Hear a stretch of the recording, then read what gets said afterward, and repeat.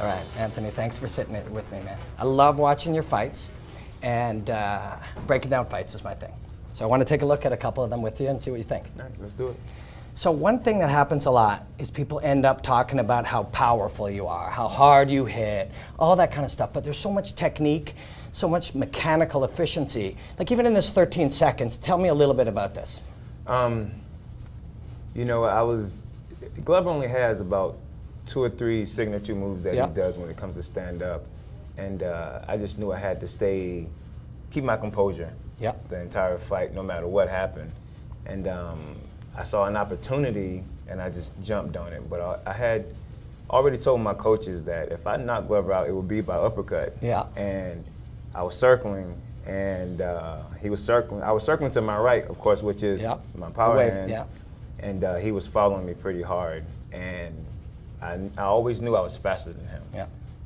And I was circling, and as soon as I saw him take that one step and put his weight on his lead leg, that's when I took that opportunity to take the shot that I took, the uppercut, and it landed perfectly. Yeah, there's a few things about it. You see that his weight is heavy, and you see you're always in balance. So you're always in balance to deliver power.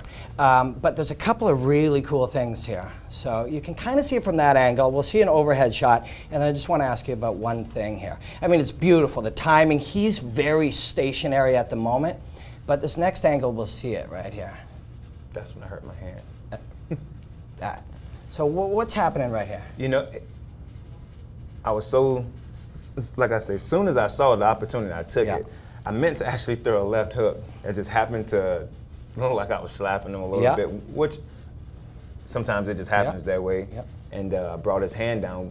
So whenever I see it, it's not just a left hook, but it was kind of like a distraction. Right. He saw my left, so he probably thought I was just gonna come with, like, usually I do a left hook, straight right. Right. So he was here and ready to just block and be on the good defense. Right. But Glover keeps his arms open, as you can see down low. His guard is pretty open, so my uppercut was just a beeline straight to his chin, and it just happened to work out perfectly. And there's a smoothness with which all of your things go together. So whether it's a feint or a hand trap or a left hook, it just leads so powerfully to your right hip, loads your right hip, just a mechanical efficiency. Yeah, I tried to, when I watched the video too after the fight, I saw that I put a lot of power and weight on my front leg just to deliver that power shot.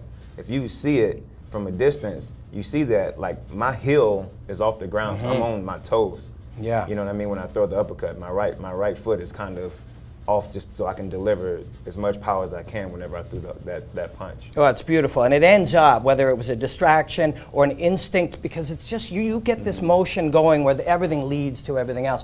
Whatever it is, it ends up pulling his hand down, and then his body slightly moves forward, and then that's all she wrote. Yeah.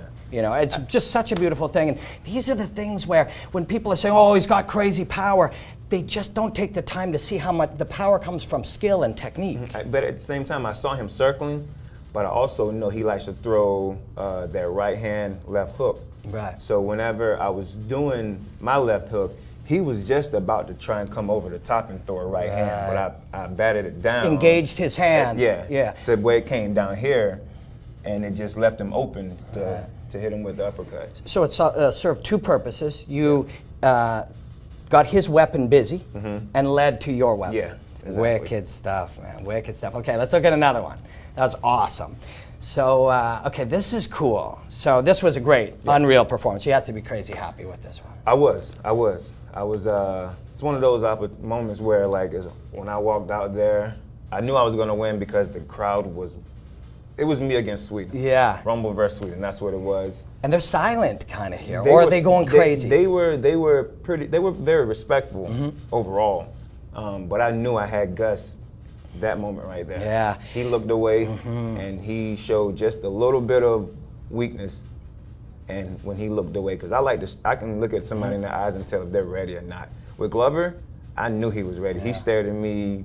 He saw my soul, and I saw his. So I knew he was ready. But the moment Gus looked away, and, like, See how he got Yeah. the look on his Glancing, face right now? yeah. I knew something. Yeah. He was worried about something. Yeah, it's wild. All of these signals, these alpha and beta signals that are Yeah. going on. So, but amazing performance. But this obviously got things going. But there's a couple questions I have. One is, I've been told that you heard his corner yell for the front kick I there. did. Is that I did. true? There's Yeah, 30,000 people there. His corner, well, I'm walking this way, Gus is to my right, and his corner screaming front kick. And I'm saying, okay, go ahead, because we train that anyway. You Yeah. know, my stand-up coach, Henry Hoop, he's a kickboxer. And you guys have thousands of repetitions of double bang or slide bang. There's plenty of ways, you know. I made a mistake and I actually messed up. See my technique right there is terrible. I should have never went here. You know what I mean? I should have kept my left hand up, move it away. Either way, I can go to the inside or I can just push it away to the outside. But that was sloppy technique, but I exploded on it because I knew what he was going to do. So in my mind, I knew what I was going to do as soon as he threw the kick. That's amazing. There's 30,000 people. They're all screaming. And there's something that happens in that zone. When you're in that zone where your mind can be able to read and perceive things. You know, it's a wild thing. Most people couldn't relate to that idea of hearing that single voice in 30,000 others. Well, I'm walking this way and Gus's corner is right in front of me. They're screaming basically towards me saying throw the push kick. Maybe if I had my back turned, I wouldn't have heard it. Amazing though. So then you take that chance and you see it here. And yeah, the technique's imperfect because you're already anticipating everything into that punch. Now I want to look at that punch one more time with something else in mind right here. Your feet aren't even on the ground. I threw everything I had in my body to make that punch work. If you do, and I actually missed. I mean, I hit him, but I grazed him a little bit on the chin, but I hit more of his neck than anything. And even here, you can see where we kind of clashed heads a little bit. And that was accidental, but it happened so fast. He didn't know that we clashed heads, and I didn't know it either. It was a fight. You know what I mean? So you're training that with Henry in whatever way you're going to train it to the punch, and you throw the punch and your feet come off the ground. He doesn't like that if you're doing that in training, right? Like that's not what we're supposed to be doing? That is not what we're supposed to be doing, but I'm so explosive sometimes it just happens. And there's this, so there's three systems of energy, right? ATP, CP is the system, the shot putters and discus throwers, where you literally light up the whole body, and that's what you're doing right there. Okay, I learn something new every day. Yeah, it's crazy.